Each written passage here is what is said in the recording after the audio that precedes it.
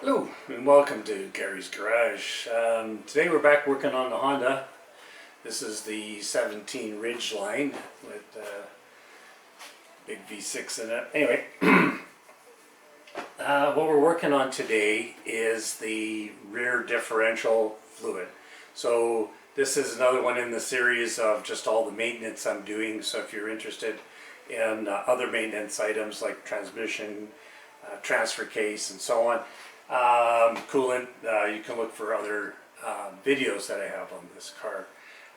So let me show you what we need to do this job, and let's get started. What we need to do this job. So what we need is obviously some fluid. The differential in these Hondas, the rear differential, take a very specific fluid. It's what they call this dual pump fluid.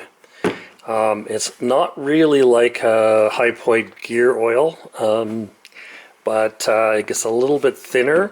It doesn't carry a grade like 75W, 95 or anything like that. So it's very specific application oil, so make sure you get the right stuff. Like the other drain and fills, you need a 3/8 ratchet or power bar. I have a 1/2 inch with an adapter. We have a couple of crush washers for both the fill and the drain, and I've got a pump. Now I previously used this pump for the transfer case or other differentials where it takes a high point gear. So I've needed to clean it out with solvent, dry it, and I'm going to run some of this fluid through the pump. I can't waste too much, but because you need almost 2 liters. 1.8 or whatever it is, so I can only waste a little bit, but I need to run it through as a way of making sure that the fluid going in is clean. So you should also have some protective gloves and of course some safety glasses and a good flashlight. So that's what we need to get started. Let's get going. Okay, here we are under the car. This is the back of the car, that's the front of the car. So the fill hole is on the back. This is the subframe here, so it kind of is in the way, but they actually put a hole in. So if you wanted to use an extension, you could go through this. And so as an example, when you're torquing it, if you can't fit your torque wrench in here, you have the ability to do that. So anyway, let's start off by cracking the fill like any job differential, transmission, transfer case. Always open the fill first, just in case it's locked on. And I'm going to back it out a little bit, and that'll help it drain. I got to move the camera because the drain is on the driver's side towards the front of the differential. Let's move the camera. Alright, here it is here. I've got my bucket ready. Yeah.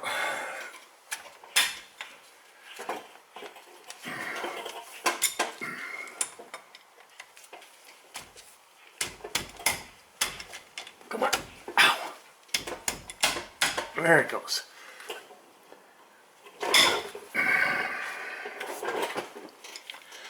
On there pretty tight. Well, to crush the crush washers, you have to get it onto the specified, I think it's about 33 foot-pounds. Okay, I'm going to hold my bucket up. I'm probably blocking. I'm trying not to block, but there we go. And we can look at the color of the fluid as it's coming out. Looks like a pretty pinkish golden color. There's also a magnetic drain, which can tell us if there's any friction disc material in there. Let's take a look. If you can see, yeah, there is. So that tells me this was probably due for a change. Because during the interval, this is when the friction material from the differential will actually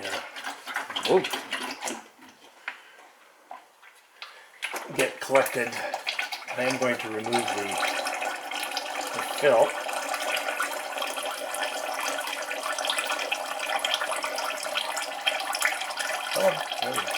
Alright, there's the fill plug, there's the drain plug. Now I just noticed that the crush washer is on the fill but not on the drain. I'm thinking it might be on the, actually on the case, but I don't see it. Oh, it's there. It's just so corroded you probably, I couldn't see it in this light, but there it is on there. So, okay, there we go. I'm going to clean these up. We're going to let this drip, and then we're going to move to replacing and filling.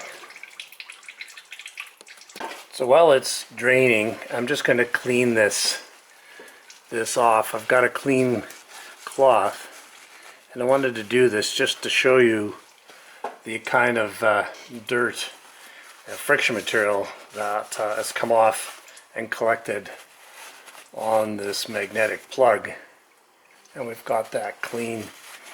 So the friction materials have metal in it, as well as the friction materials run up against steel plates. So as it wears, as it moves, it's always going to discard small powdery type pieces of metal, and the magnet collects it. So that's why it's important to clean it up.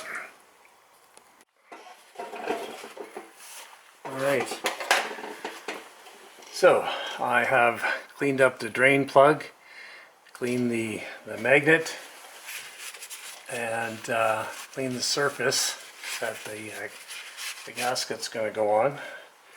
This is probably would drain for hours if you let it. Be nice to get all the fluid out, but you know, isn't gonna happen. Don't have that kind of time. All right, there we go. And now I'm going to put this in and just give it a little snug. I'll come back with the torque wrench and torque this later to the 33 foot-pounds it requires. I have my pump bottle here with the dual pump fluid in it, and what I'm going to do now is I'm just going to start pumping stuff through and pump some of this clean stuff right in the drain bucket, and that will act as a way of getting the any leftover contaminants of the solvent. I tried to use something that would not react, which was like a paint prep fluid, which evaporates and is good for silicone, grease, and other stuff to dissolve it. So let's see if we can get the light shining on the fill hole. There we go. And you guys should be able to see that. Zoom you in a little bit. Alright, I'm going to start pumping. So this is the part I'll fast forward you through. And this comes to your split.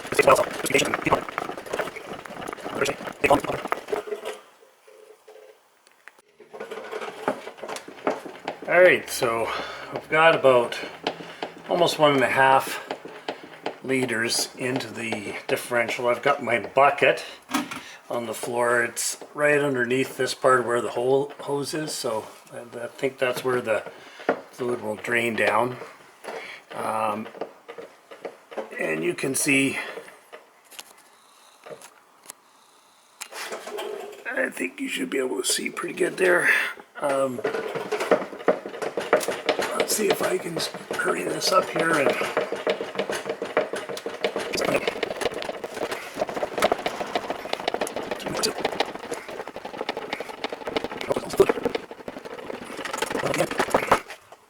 and look at that. Just as I run out of fluid, it starts dribbling out. So there we go.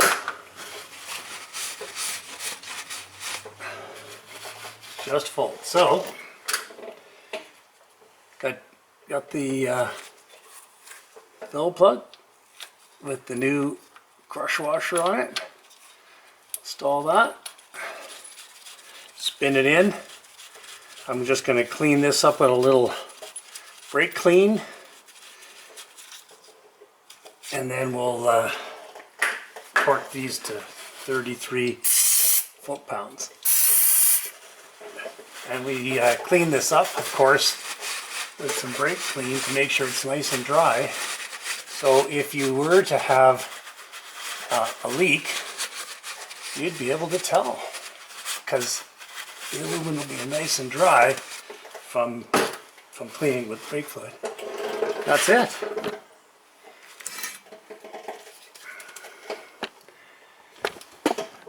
So, thanks for watching Gary's Garage. I hope you learned a little bit from this. If you're going to tackle this in your driveway and you don't have a lift like I do, make sure that you get the car level, however you do that, when you're doing the fill, because that's what's important. If you're leaning too far back, it'll start overflowing too early. If you're leaning too far forward, you'd probably put full 2 liters in and won't, and it won't be coming out. So make sure that your truck is level before you do the fill. I don't think it really matters on the drain. If anything, if it was leaning to the driver's side, might be a little better, or leaning a little forward might be a little better for getting all the fluid out. But it's more important to get it right when you're filling it. Anyway, again, thanks for watching Gary's Garage. And if you like what you saw, give me a thumbs up, or give me a comment, or even if you have a question or a criticism. I like seeing the comments. And if you like what I'm doing on the channel, please subscribe. Thanks for watching Gary's Garage.